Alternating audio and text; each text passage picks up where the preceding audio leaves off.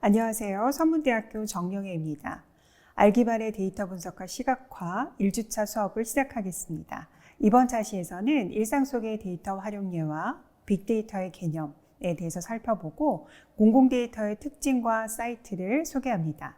마지막으로 빅데이터 시대를 살아가는 데 꼭 필요한 데이터 리터러시에 대해서 학습하도록 하겠습니다. 네, 그럼 빅데이터의 출현 배경에 대해서 말씀드리도록 하겠습니다. 빅데이터의 출현 배경으로는 크게 두 가지의 요인을 들 수 있는데요. 첫 번째로 실제 데이터와 정보의 증가, 두 번째로 데이터 처리 기술의 발전입니다. 실제 데이터가 증가하는 데는 많은 상황들이 있는데요. 첫 번째로 개인이 쓸 수 있는 퍼스널 컴퓨터 PC가 등장하게 되면서 실제로 많은 전자화되어진 데이터들이 보급되어지게 됩니다. 그리고 거기에 스마트폰이 등장하게 되어지고 사람들의 사용이 많아지게 되면서 실제로 데이터가 굉장히 급증을 하게 되었죠. 그리고 그 외에 이커머스 분야에서 활용이 되어지는 인터넷 뱅킹과 그리고 온라인 쇼핑하고 관련이 되어진 데이터들, 그리고 인스타그램이나 페이스북과 같은 여러분들이 많이 사용하는 SNS 데이터들이 있습니다. 그리고 우리가 알게 모르게 우리 일상생활에서 찍혀지게 되는 다양한 CCTV 영상들도 빅데이터의 출현 배경에 이바지했다라고 보셔도 되겠고요.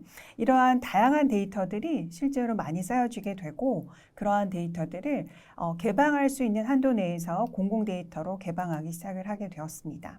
실제로 데이터의 증가, 정보의 증가 등이 빅데이터 출현에 이바지를 했다라고 볼 수 있겠고요. 그다음에 두 번째로 처리 기술의 발전에 대해서 살펴보도록 하겠습니다. 대량의 데이터를 분석하고 빠른 시간에 결과를 내는 처리 기술로 인해서 컴퓨팅 파워가 굉장히 증가하게 되었고요. 이런 컴퓨팅 파워가 증가하게 되면서 많은 데이터들을 처리하는 데 이바지를 했습니다. 그리고 두 번째로는 모바일 기기에 해당이 되어지는 스마트폰, 그리고 그 외에 모바일 기기가 모두 여기에 해당이 된다라고 볼 수 있을 텐데요. 사람들이 언제 어디서나 정보를 양산하고 그리고 그것을 처리할 수 있는 모바일 컴퓨팅 기술과의 결합이 빅데이터를 발전시키는데 촉진하였다라고 볼 수 있겠습니다. 네, 다음으로는 다양한 종류의 데이터들에 대해서 살펴보도록 할 텐데요. 기존에 전형적으로 사용이 되어졌던 데이터의 종류는 정형 데이터다라고 볼 수가 있겠습니다. 그래서 보통 행과 열로 구성이 되어져 있는 테이블의 조합으로 구성이 되어져 있죠. 자, 우리가 가장 보편적으로 볼 수 있는 게 엑셀 시트와 같은 형태가 될 수 있겠고요. 이러한 시트들이 특정한 키에 의해서 여러 가지 복잡하게 얽혀져 있는 관계형 데이터 DB를 우리가 예를 들 수가 있겠습니다. 그리고 두 번째로는 비정형 데이터입니다. 비정형 데이터는 여러분들께서 많이 양상하고 계신 데이터들인데요.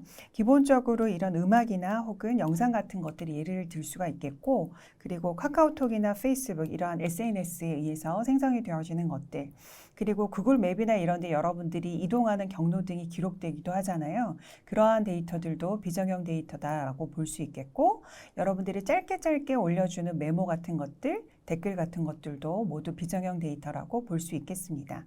그리고 반정형 데이터는 세미 스트럭처드 데이터다라고 해서 기본적으로 XML이나 JSON과 같은 그러한 포매팅 랭귀지를 이용을 해서 구성이 되어지는 그러한 데이터들이다라고 볼 수 있겠습니다. 네, 다음으로 빅데이터의 개념에 대해서 살펴보도록 하겠습니다. 우선 빅데이터다라고 하는 것은 다양한 종류의 데이터에서 가치를 추출하는 일로서 데이터의 수집과 발굴, 그리고 분석하고 그것을 이해하기 쉽게 가시화시켜 줄 수 있도록 해주는 그러한 기술들을 통틀어서 이야기하기도 하고요. 그러한 관련이 되어진 기술들 뿐만 아니라 그러한 과정들, 프로세스까지도 통칭하는 용어가 되겠습니다. 빅데이터는 더글레이니라고 하는 가트너의 시장 분석가에 의해서 실제로 3V로 정의가 되어졌었습니다. 거기에 더불어서 더 V라고 하는 개념들을 추가해서 4V 그리고 후에 5V로 특징이 확정이 되어지기도 했었고요. 최근 들어서는 인공지능과 결합이 되어지면서 이런 빅데이터의 특징을 10V로 확장을 해서 설명하는 경우도 많이 있습니다. 그럼 빅데이터를 구성하고 있는 5V에 대해서 살펴보도록 하겠습니다. 가장 첫 번째 특징은 볼륨입니다. 볼륨은 규모하고 관련이 되어진 용어라고 살펴보실 수가 있을 텐데요. 대규모의 데이터의 집합, 그리고 그것을 처리하는 관련 기술, 그리고 그것을 그 기술을 활용하는 인력까지도 모두 통칭하는 용어다라고 생각하셔도 무방합니다. 그래서 우리가 흔히 얘기하는 데이터의 크기, 보통 페타바이트 이상을 빅데이터라고 지칭하기도 합니다. 그리고 두 번째로 살펴볼 부분은 다양성입니다. 다양성은 버라이어티라고 우리가 이야기하는데요. 앞서 살펴보았던 것처럼 빅데이터를 구성하고 있는 데이터는 정형 데이터, 그리고 비정형 데이터, 그리고 반정형 데이터로 구성이 되어 있다라고 말씀을 드렸었습니다. 이렇게 세 가지 종류의 데이터들이 모두 모여져서 데이터를 처리하기 때문에 데이터의 형식과 종류가 매우 다양해졌다라고 볼 수가 있겠고요. 그러한 부분들이 바로 빅데이터의 특징이 되었습니다. 그리고 세 번째로는 속도입니다. 세 번째로 이야기하는 속도는 빠른 데이터의 생성과 그것을 처리할 수 있는 처리 속도를 이야기합니다. 실제로 빠르게 데이터가 생성이 되어지기 때문에 그 생성이 되어진 데이터를 빠른 시간 내에 처리하는 것이 매우 중요한데요. 그래서 붙어진 특징이라고 여러분들께서 생각하시면 되고, 혹여나 데이터를 분석한다라고 하면 유의미한 기간 내에 이 데이터를 분석해낼 수 있을까라고 하는 부분을 생각해 볼 필요가 있겠죠. value는 분석 가치와 그것을 활용하는 것에 대한 효과에 대한 부분을 이야기하는데요. 실제로 이 부분에서는 굉장히 윤리적인 부분을 생각을 하기도 합니다. 그래서 우리가 분석한 데이터가 얼마만에 비즈니스적인 가치를 낼 수 있는가도 매우 중요하지만 실제적으로 이 올바른 데이터의 가치를 내고 있는가, 올바르게 활용이 되어질 수 있도록 우리가 적용하고 있는가라고 하는 부분을 생각해 보아야 될 부분입니다. 그리고 다섯 번째로 베러서티입니다. 베러서티는 정확성을 이야기합니다. 데이터가 정확하고 품질이 좋은가, 그리고 그것에 의해서 신뢰성이 있는가라고 하는 부분을 이야기합니다. 실제로 우리가 데이터를 분석하고 그것을 실생활에 적용하는 과정에서 데이터의 분석이 잘못되었거나 혹은 본인들의 목적을 이루기 위해서 일정 부분 왜곡하거나 하는 경우들이 생기기도 하거든요. 그래서 실제로 데이터가 주는 어떤 가치를 이뤄내기 위해서는 정확한 데이터에 근거해야 된다라고 하는 원칙이라 생각할 수 있겠습니다. 네, 다음으로 살펴볼 부분은 공공데이터입니다. 공공데이터라고 하는 것은 우리나라의 법률상에 이렇게 규정이 되어져 있는데요. 제가 간략하게 조금 더 정리를 했습니다. 그래서 공공기관이 정한 목적을 위해서 생성하거나 취득하거나 관리하고 있는 전자화된, 전자 처리되어진 혹은 광처리되어진 자료 또는 정보를 우리가 공공데이터다라고 이야기를 합니다. 흔히 이 공공데이터는 데이터베이스나 전자화된 파일로 제공이 되어지고요. 공공데이터의 장점이라고 하면 모든 국민에게 무료이고요. 개인이 구할 수 없는 다량의 데이터를 제공받을 수가 있다라고 하는 점, 그리고 여러분들이 마음만 먹으면 언제든지 공공 데이터 사이트에 접근을 해서 데이터를 획득할 수 있다라고 하는 장점을 가지고 있습니다. 그럼 공공 데이터가 가지고 있는 특징은 무엇일까라고 하는 부분을 살펴볼 텐데요. 우선 주체가 공공기관이기 때문에 우리가 흔히 일반적으로 얻을 수 있는 데이터보다는 조금 더 높은 신뢰성을 보유하고 있다라고 생각할 수 있겠습니다. 그래서 신뢰성을 가지고 있다라고 생각해 주시면 되겠고요. 그리고 두 번째로는 주기성입니다. 실제로 주기를 가지고 국가나 혹은 국민과 관련이 되어진 공공 업무를 지속적으로 수행을 하고 있기 때문에 실제로 현행화되어진 최신 데이터를 획득할 수가 있겠습니다. 그래서 그러한 특징을 우리가 주기성이라고 이야기를 하고요. 마지막으로 많은 공공기관에서 수집 개방을 하기 때문에 규모가 굉장히 큽니다. 그래서 우리가 흔히 공공 데이터에 의해서 구해진 데이터는 데이터의 규모가 우리가 일반적으로 구할 수 있는 데이터보다는 크다라고 생각을 해주시면 되겠고요. 그러한 특징을 규모성으로 우리가 이야기합니다. 다음으로는 공공 데이터의 기대 효과입니다. 정부의 입장에서는 대국민 신뢰와 투명성을 향상시킬 수 있다. 왜냐하면 정보를 그대로 공개를 하니까요. 그리고 두 번째로는 정책 결정의 효율성을 제고할 수 있습니다. 그동안에 많이 쌓아놓았던 공공 데이터에 기반해서 데이터 기반의 정책 결정이 가능해질 것이고 이미 잘 정리되어진 데이터가 있기 때문에 효율성이 높아지겠죠. 그리고 그것을 기반으로 해서 민간의 서비스 개발로 예산을 절감을 시킬 수가 있다라고 하는 장점이 있겠고요. 그리고 국민의 입장에서는 이러한 것에 기반으로 해서 대국민 서비스가 향상이 되어지기 때문에 가져갈 수 있는 이익들이 있을 것이고 그리고 두 번째로는 국민들이 기본적으로 공공 데이터로 제공이 되어지는 데이터를 기반으로 해서 정책 개발에 직접 참여할 수 있게 됩니다. 그리고 그러한 것들을 통해서 개인이 직접 서비스를 개발하기도 하고 그것들을 통해 편의성과 삶의 질을 제고할 수 있겠습니다. 기업의 입장에서는 데이터 기반의 비즈니스 측면에서 고부가 가치를 창출할 수 있겠고요. 그리고 데이터 기반의 1인 창업의 활성화, 그리고 마지막으로 그러한 것들을 통해서 일자리를 창출할 수 있는 효과가 있습니다. 네, 다음으로는 공공 데이터를 제공하고 있는 국내 사이트 살펴보도록 할 텐데요. 우선 공공 데이터 포털입니다. data.go.kr로 들어가시면 되겠고요. 서울시에서 제공해주고 있는 두 개의 사이트가 있습니다. 첫 번째로는 서울 열린 데이터 광장이 있고요. 서울시에서 운영하고 있는 빅데이터 캠퍼스가 있거든요. 그리고 통계청에서 제공해주고 있는 공공 데이터 사이트들이 있습니다. 첫 번째로 국가지표누리라고 하는 사이트가 있는데 index.go.kr로 들어가시면 되겠고요. 그리고 통계청의 대부분의 데이터들을 볼 수 있는 국가통계포털이라고 하는 사이트가 있는데 cosis.kr로 들어가시면 되겠습니다. 그리고 KICT 빅데이터 센터라고 해서 굉장히 많은 데이터들을 제공해주고 있는 kbig.kr이라고 하는 사이트가 있고요. 그리고 한국소비자원에서 현재 시세, 소비자가를 제공해주고 있는 한국소비자원 참가격이라고 하는 사이트가 있습니다. 기본적으로는 첫 번째 사이트를 가장 많이 활용을 하고 있고요. 실제로 거의 대부분의 지자체에 있는 데이터들을 공공 데이터 포털로 올려가지고 활용할 수 있도록 제공해주고 있는데 관련한 데이터들을 잘 살펴볼 수 있도록 하시기 바라고요. 그리고 데이터 트렌드를 확인할 수 있는 그 사이트들이 있습니다. 그래서 가장 대표적인 것으로 네이버 데이터 랩이라고 하는 사이트가 있는데요. 이곳으로 들어가시면 지역이나 아니면 소비하고 관련이 되어진 부분들, 그다음에 인기 검색어는 어떠한 것들인지 이러한 것들을 시각화해서 보여주기 때문에 그러한 부분들을 여러분들께서 직관적으로 확인하는 데 도움이 되어지는 사이트라고 볼 수 있겠습니다. 네, 다음으로는 국외 공공 데이터 사이트를 살펴보도록 할 텐데요. 구글 데이터셋 검색 기능이 있고요. 그 다음에 두 번째로는 캐글 사이트가 있습니다.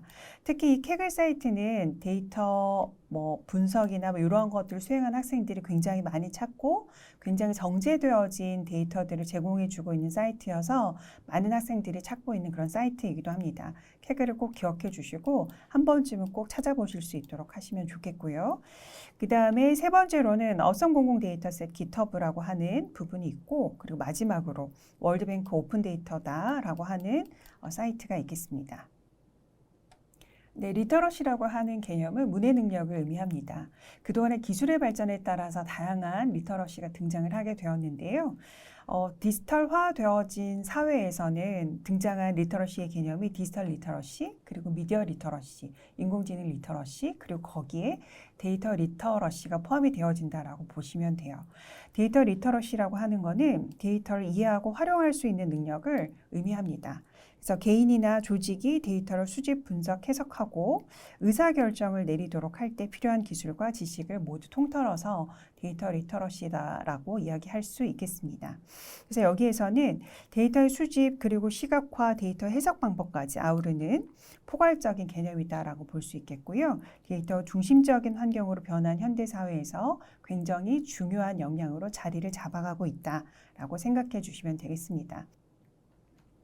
자, 다음으로는 우리가 분석할 수 있는 데이터와 그리고 그 데이터들을 통해서 우리가 이뤄낼 수 있는 가치들에 대해서 간략하게 좀 살펴보는 시간을 가져보도록 할 텐데요. 가장 먼저 웹서비스 로그 데이터입니다.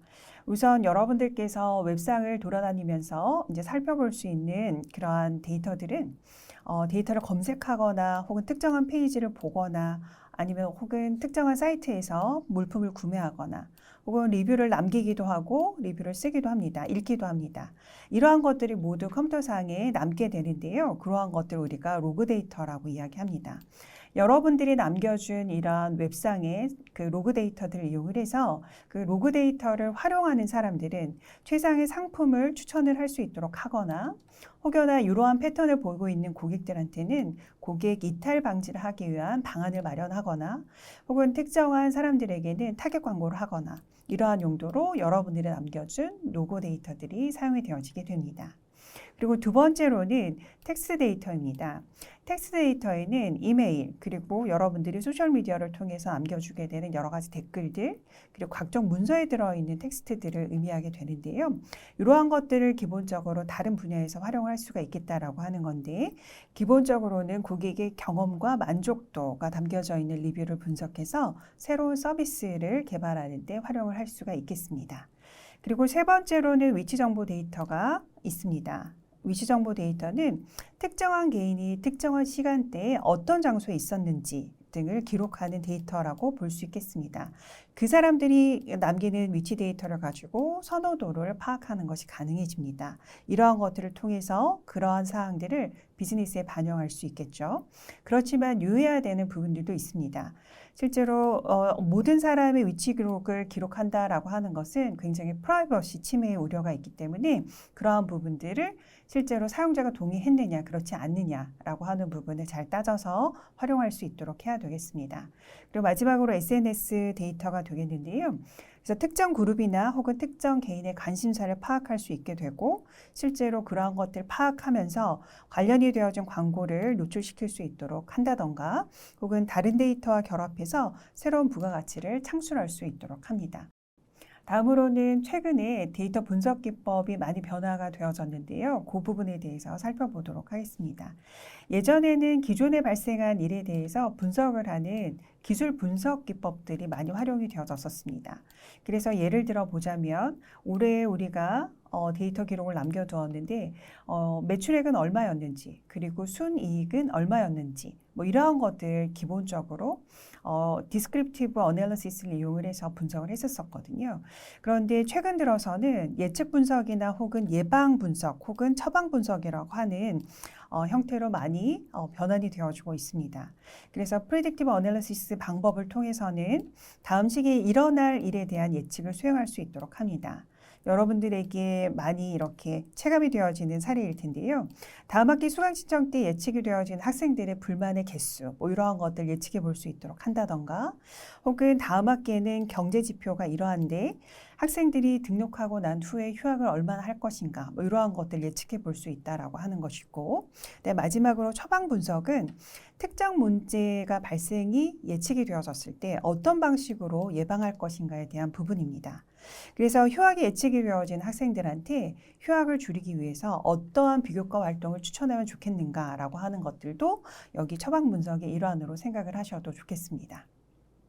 마지막으로 데이터 사이언스라고 하는 개념에 대해서 설명을 좀 드리도록 할 텐데요. 빅데이터 시대에서 데이터를 전문적으로 분석하는 분야를 우리가 데이터 사이언스라고 이야기를 하거든요.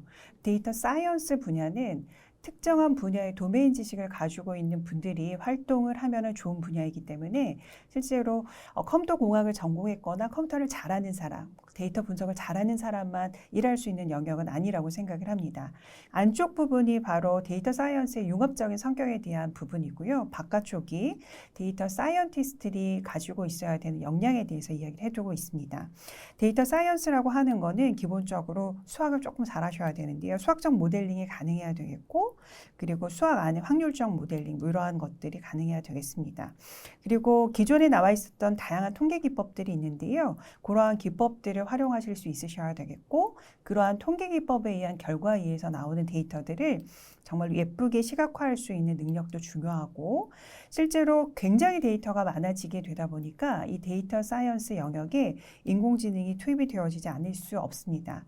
그래서 인공지능을 투입해서 학습을 해가면서 조금 더 데이터를 분석하는 데 자동화를 시켜주기도 하고 분석 기법 혹은 모델을 이렇게 조금 더 확장하거나 고도화시켜주는 과정을 거치게 되고요. 이러한 것들을 가능하게 하는데 고성능 컴퓨팅 기술이 포함이 되어져야 된다라고 하는 부분입니다. 그리고 데이터 사이언티스트들이 가지고 있어야 되는 역량으로는 기본적으로 데이터를 잘 관리, 매니지먼트 할 수 있는 그 능력입니다. 그리고 두 번째로는 데이터에 대한 분석적 모델링이 가능해야 되겠고요. 세 번째로 그것을 분석을 해서 비즈니스적인 분석을 할 수 있도록 하는 이러한 역량이 아주 기본적으로 필요하고요. 그러한 것들을 잘 소통하고 그다음에 서로 이해하기 위해서는 이 소프트 스킬이 데이터 사이언티스트에게는 매우 중요한 역량이다라고 보시면 되겠고 거기에 더불어서 뭐 바이오 분야에 가가지고 일을 해야 된다라고 하면 관련이 되어진 도메인 지식을 갖고 있는 분이면 훨씬 더 시너지를 낼 수 있겠고요. 이러한 대부분의 것들에 민첩하게 반응하기 위한 학문적인 민첩성도 매우 중요하다라고 볼 수 있겠습니다. 이번 차시에서는 빅데이터와 공공데이터, 빅데이터 시대에 요구되는 역량인 데이터 리터러시에 대해서 살펴보았습니다. 각 개념과 중요한 특징들을 기억해 주시고 설명까지 할 수 있도록 노력해 주시기 바랍니다. 수고하셨습니다.